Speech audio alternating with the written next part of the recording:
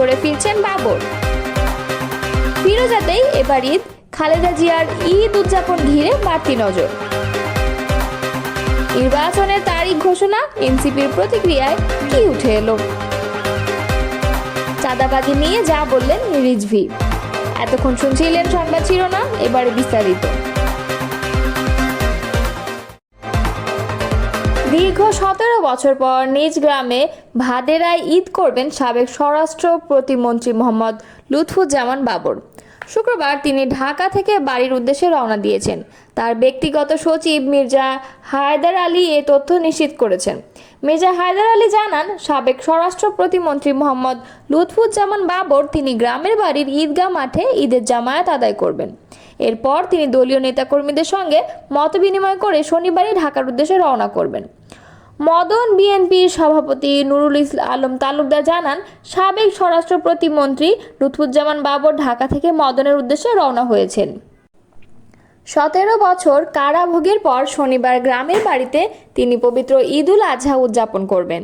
17 বছর কারাভোগ থেকে ঈদ উদযাপন করেছেন এমন নেতা বাংলাদেশে আছে কিনা আমার জানা নেই। বাবর সাহেব নিজ এলাকায় ঈদ করবেন এমন সংবাদ শুনে মদনের নেতাকর্মী থেকে শুরু করে সাধারণ জনগণের মধ্যে আনন্দের জোয়ার বইছে। পবিত্র ঈদের নামাজ আদায়ের পর তিনি বিএনপি ও সহযোগী সংগঠন নেতাকর্মীদের সঙ্গে ঈদ শুভেচ্ছা বিনিময় করবেন। এ নেতা 1991 সালে বাংলাদেশের জাতীয়তাবাদী দল ধানের শীর্ষে প্রতীক নিয়ে নেত্রকোনা 4 আসন থেকে সংসদ সদস্য নির্বাচিত হন। পরে 2001 সালে 8ম জাতীয় সংসদ নির্বাচনে দ্বিতীয়বারে এমপি নির্বাচিত হয়ে বেগম খালেদা জিয়ার মন্ত্রিসভায় স্বরাষ্ট্র প্রতিমন্ত্রী হিসেবে দায়িত্ব পালন করেন।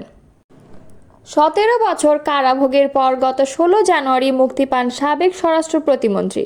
গত 30 জানুয়ারি পবিত্র উমরা পালনের জন্য সৌদি আরবে যাওয়ার পথে দুবাইতে অসুস্থ হয়ে পড়েন তিনি। সেখানকার একটি হাসপাতালে চিকিৎসা শেষে সৌদি আরব যান বাবর। 3 সপ্তাহ বিদেশ সফর শেষে দেশে ফেরেন এই বিএনপি নেতা। 23 ফেব্রুয়ারি নিজ গ্রামের বাড়িতে আসেন বাবর। গ্রামের বাড়িতে 3 দিন অবস্থান করেন। এ সময় তিনি স্থানীয় কর্মীদের সঙ্গে বৈঠক করেন। গুলশানের বাসা ফিরোজায় ঈদ উদযাপন করবেন বিএনপি চেয়ারপারসন বেগম খালেদা জিয়া। তার ব্যক্তিগত চিকিৎসক ও দলের স্থায়ী কমিটির সদস্য অধ্যাপক AZM জাহিদ হোসেন গণমাধ্যমকে তথ্য জানান। তিনি বলেন, আগামীকাল পবিত্র ঈদ উল আজহা বিএনপি চেয়ারপারসন দেশনেত্রী খালেদা জিয়া গুলশানের যে বাসা ফিরোজায় অবস্থান করেছেন সেখানেই উনি ঈদ উদযাপন করবেন এবং ওনার পরিবারের পক্ষ থেকে যে কুরবানি সেটা সেখানেই দেয়া হবে। ওনার জ্যেষ্ঠ ছেলে আমাদের দলের ভারপ্রাপ্ত চেয়ারম্যান তারেক রহমান সাহেবের নামে কুরবানিও এখানেই হবে। ঢাকা ছাড়াও বগুড়ার গাবতলীদের বেগম খালেদা জিয়া, তারেক রহমান সহ তাদের পরিবারের সদস্যদের নামে কুরবানি দেওয়া হবে জানিয়ে জাহিদ বলেন, এছাড়াও কয়েকটি জেলায় দলের নেতাকর্মীরা ম্যাডামের নামে কুরবানি দেবেন। ঈদের দিন দুপুর থেকে বিকাল পর্যন্ত গুলশানের ফিরোজায় খালেদা জিয়া তার নিকট স্বজনদের সঙ্গে একান্তে সময় কাটাবেন। এই সময়টা রাখা হয়েছে শুধুমাত্র পরিবারের সদস্যদের জন্য। জাহিদ বলেন, ওনার মেজ বোন সেলিনা রহমান, ছোট ভাই শামীম ইস্কান্দার সহ তাদের পরিবার এবং ম্যাডামের ঘনিষ্ঠ নিকট আত্মীয় স্বজন যারা ঢাকা ঈদ করেছেন তারা মূলত ফিরোজায় এসে ম্যাডামের সঙ্গে ঈদের শুভেচ্ছা বিনিময় করবেন এবং ম্যাডাম তাদেরকে সময় দেবেন। দুপুরের খাবার উনি স্বজনদের নিয়েই খেতে চেয়েছেন।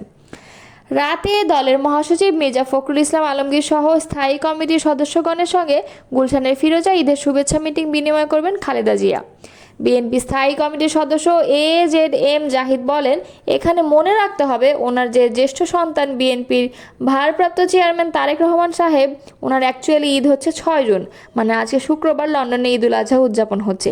ইতোমধ্যে তারেক সাহেব দলের নেতাকর্মীদের সঙ্গে ঈদগাহে ঈদের নামাজ আদায় করেছেন। ভারপ্রাপ্ত চেয়ারম্যানের সঙ্গে ওনার সার্বক্ষণিকভাবে যোগাযোগ আছে।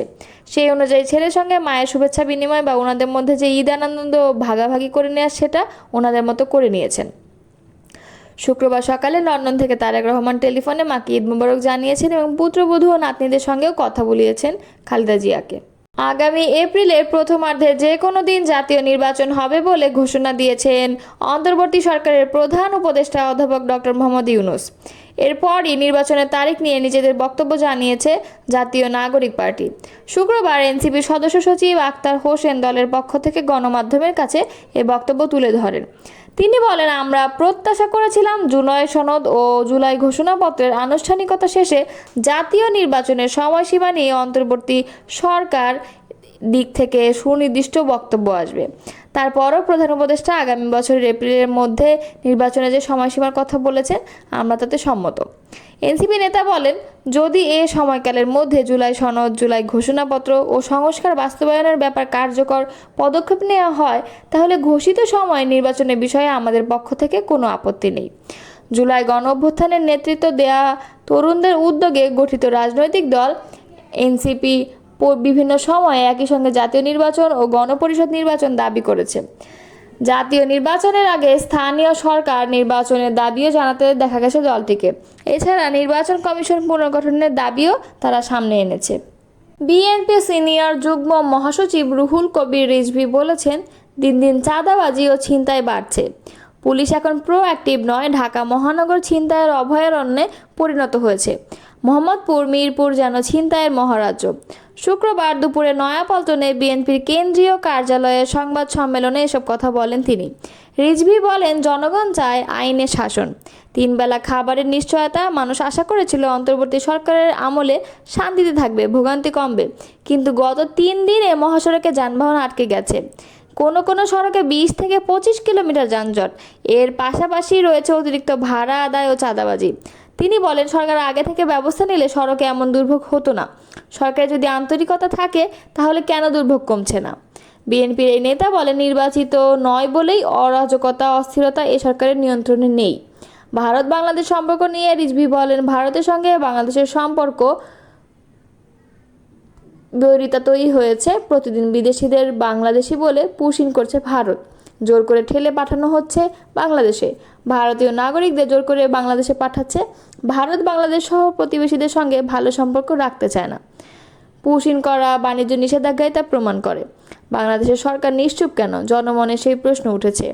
ঈদের আগে অনেক কারখানায় শ্রমিকদের বেতন বোনাস পরিশোধ করা হয়নি উল্লেখ করে বঞ্চিত শ্রমিকদের ন্যায্য পাওনা বুঝিয়ে দিতে সরকারের প্রতি আহ্বান জানান রিজভী।